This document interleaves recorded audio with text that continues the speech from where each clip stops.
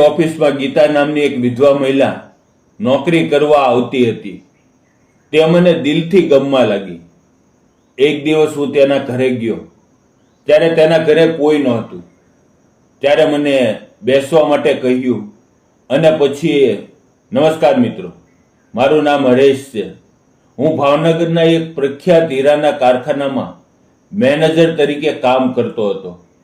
મારું જીવન એકદમ એકલું અને નીરસ હતું, કારણ કે મારી પત્ની વૈશાલીના અવસાન પછી હું ઘરમાં સાવ એકલો પડી ગયો હતો.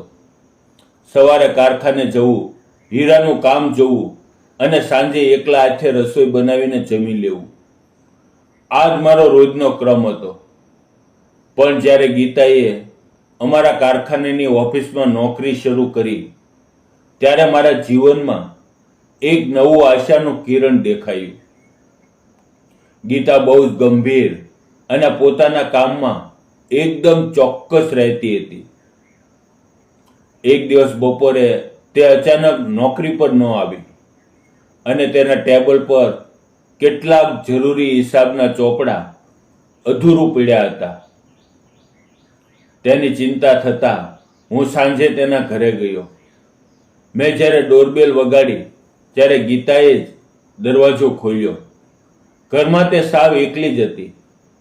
મને જોઈને તે થોડી આશ્ચર્યચકિત થઈ ગઈ, પણ પછી તેણે મને આદરપૂર્વક સોફા પર બેસવાનું કહ્યું અને રસોડામાં ચા બનાવવા ગઈ.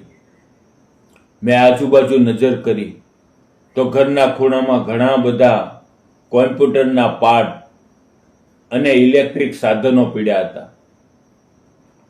હવે ગીતા જ્યારે ચા લઈને આવી ત્યારે મેં તેને પૂછ્યું, ગીતા, તું કારખાનામાં આખો દિવસ કામ કરે છે, તો પછી ઘરે આ બધું શું છે? ગીતાની આંખોમાં ઝવઝવિયા આવી ગયા. તેણે ધ્રુજતા અવાજે કહ્યું, હરેશ, 2 વર્ષ પહેલા મારા પતિના અવસાન પછી હું સાવ એકલી પડી ગઈ છું. મારે એક નાનો ભાઈ છે જેને કોમ્પ્યુટર એન્જિનિયરિંગનો અભ્યાસ કરવો છે. સગાવાલાઓએ તો મોઢું ફેરવી લીધું, એટલે ભાઈના ભણતરનો ખર્ચ કાઢવા માટે હું કારખાનાની નોકરી પૂરી કરીને રાત્રે ઘરેના લોકોના કોમ્પ્યુટર રિપેર કરવાનું અને ડેટા એન્ટ્રીનું કામ કરું છું. હું હિંમત હારવા નથી માંગતી. તેની આ ખુદદારી અને પોતાના ભાઈ પ્રત્યેની ફરજ જોઈને મારા દિલમાં તેના માટે માન ખૂબ વધી ગયું. મેં તેને કહ્યું, ગીતા, જિંદગીની આ કપરી સફર એકલા હાથે કાપવી બહુ અઘરી છે.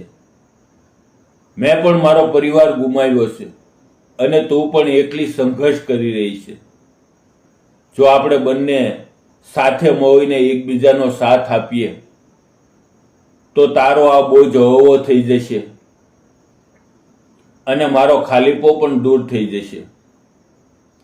ગીતા પહેલા તો થોડી અચકાય, પણ મારી સાચી અને પવિત્ર ભાવના જોઈને તેણે આ સંબંધ માટે હા પાડી.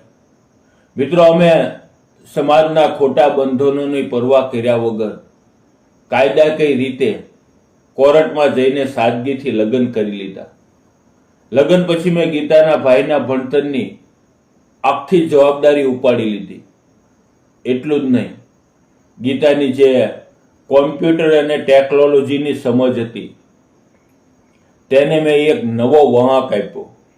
અમે બંનેએ કારખાનાની નોકરી છોડી દીધી અને ભાવનગરમાં જ અમારું પોતાનું એક આઈટી સોલ્યુશન અને ડેટા મેનેજમેન્ટનું નવું સેન્ટર શરૂ કર્યું.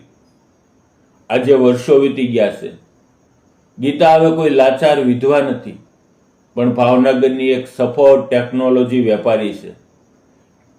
અને તેનો ભાઈ પણ આજે એક મોટી કંપનીમાં એન્જિનિયર બની ગયો છે. મિત્રો, આ જિંદગી આપણને હંમેશા બીજો અવસર આપે છે. બસ આપણી પાસે મુશ્કેલ સમયમાં દિલથી સ્વીકારનારું કોઈ સાચું પાત્ર હોવું જોઈએ. મિત્રો, આ વાર્તા આપણને શીખવે છે કે સાચો પ્રેમ અને સાચો સાથ એ જ છે જે ક્યારેય સામેવાળા વ્યક્તિની મજબૂરીનો ફાયદો ન ઉઠાવે પણ તેની તાકાત બને. જો ઈરાદો સાચો હોય તો સમય બદલતા વાર નથી લાગતી. જો તમને આ વાર્તા ગમી હોય તો નીચે કોમેન્ટ બોક્સમાં એક સુંદર કોમેન્ટ જરૂર કરજો અને વિડીયોને લાઈક કરજો અને ચેનલને સબસ્ક્રાઇબ કરવાનું ભૂલતા નહીં. આવતીકાલે ફરી મળશું એક નવી વાર્તા સાથે. ત્યાં સુધી આવજો. તમારું ધ્યાન રાખો. જય હિન્દ.